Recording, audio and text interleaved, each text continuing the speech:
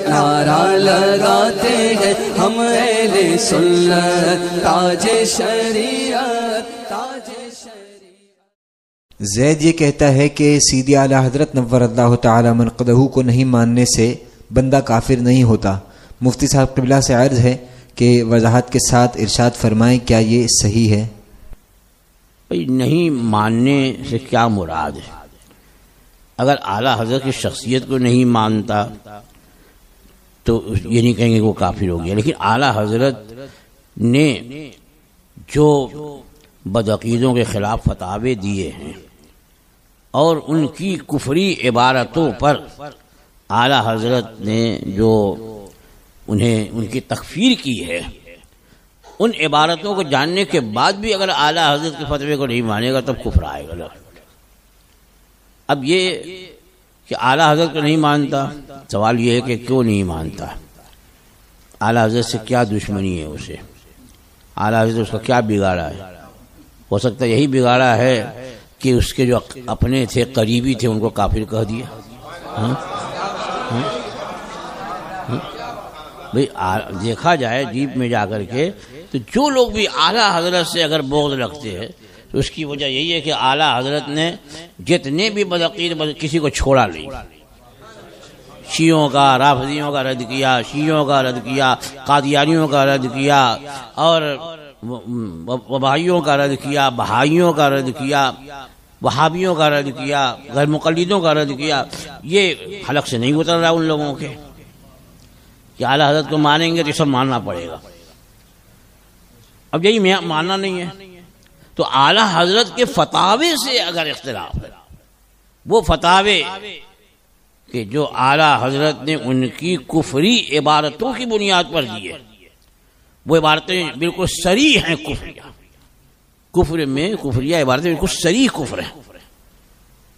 جیسے میرے آقا صلی اللہ تعالی علیہ وسلم کہ علم کو شیطان سے معاذ اللہ کم بتانا، شیطان کا علم جو ہے حضور سے زیادہ بتانا، یا رسول اکرم صلی اللہ تعالی علیہ وسلم کے بعد بھی کوئی نبی آ جائے نیا تو حضور کے خاتمیت پہ کوئی فرق نہیں پڑتا، یہ بھی صریح کفر ہے۔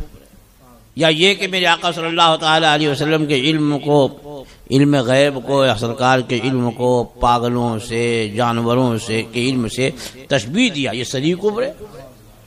اب اس صریح کفریہ عبارتوں کو دیکھنے کے باوجود، جاننے کے باوجود اگر لکھنے والے کہ کافر ہونے کوئی شک کرتا ہے تو وہی حکم ہوگا جو علماء حرمین طیبین نے فتویٰ دیا تھا، من شک فی کفر و عذابی فقط کفر۔ تو یہ جھانسا نہیں کہ جو کوئی اگر اعلیٰ حضرت کو نہیں مانتا ہے تو کیا وہ کافر ہوگا یا نہیں ہوگا۔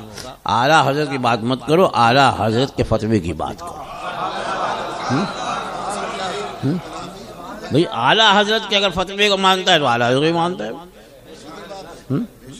اور نہیں مانتا ہے تو گویا کہ وہ فتوے کا یہیں سے وہ دروازہ کھول رہا ہے، وہ ادھر جانے کے لیے۔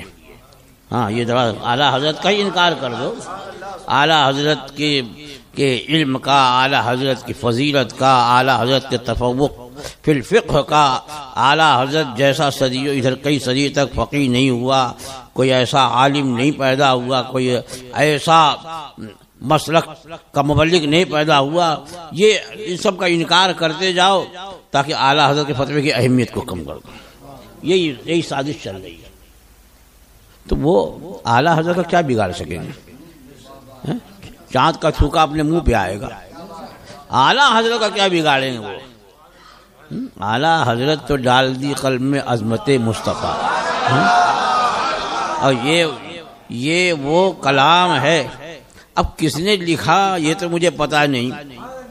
ڈال دی قلب میں عظمت مصطفیٰ سیدی اعلیٰ حضرت پہ لاکھوں، یہ تو نہیں معلوم کہ یہ کس کا شعر ہے، لیکن دنیا کے جس حصے میں گیا اس شعر کو ضرور میں نے سنا۔ یہاں تک کہ ایک مرتبہ میں ساؤتھ افریقہ گیا، ایک ادارے میں یہیں کے ہیں، انہوں نے وہاں ادارہ قائم کیا ہے، تو مجھے لے گئے صبح جس وقت پہنچا تو وہ وہاں وہ صلاۃ السلام پڑھ رہے تھے۔ اب وہاں کی افریقی نسل جو اردو نہیں جانتے لیکن وہ سلام پڑھ رہے اور اس میں یہ شعر پڑھا، میں کہا جانے کے نہ جانے اعلیٰ حضرت کا گن گایا جا رہا ہے. تو یہ لوگ جو چند لوگ یہ کہہ دیں کہ ہم اعلیٰ حضرت نہیں مانتے، اعلیٰ حضرت کیا بگڑنے والا ہے؟ اپنا تم بگاڑ رہے ہو. اعلیٰ حضرت تو وہ ہیں کہ اللہ جل وعلا علم والوں کے بارے میں فرماتا یرفع اللہ الذین آمنوا منکم والذین اوتوا العلم درجات. اللہ درجوں بلند فرماتا تم میں جو علم والے ہیں، تو وہ تو ان میں ہیں. اور پھر مدینہ طیبہ کہ علماء حق، اس دور کے نجدیوں کی بات نہیں کر رہا ہوں، ان لوگوں نے جیسا کہ ہمارے امام حضور محدث کبیر سے خود ایک عالم نے پوچھا، وہاں جب ملاقات کے لیے گئے بڑے غریب پوچھا، بتایا میں ہندوستان سے. اچھا ہندی تو مولانا احمد رضا کے بارے میں آپ کیا بولتے ہیں؟ انہوں نے بتایا وہاں اعلیٰ حضرت تو یہ تو ہمارے گھر کا کی ریت ہے ان کا نام لینا، ہمارا گھر کا گھر ان کا غلام ہے. اور خوش ہو گئے، سینے سے لگائے، پیشانی چومی.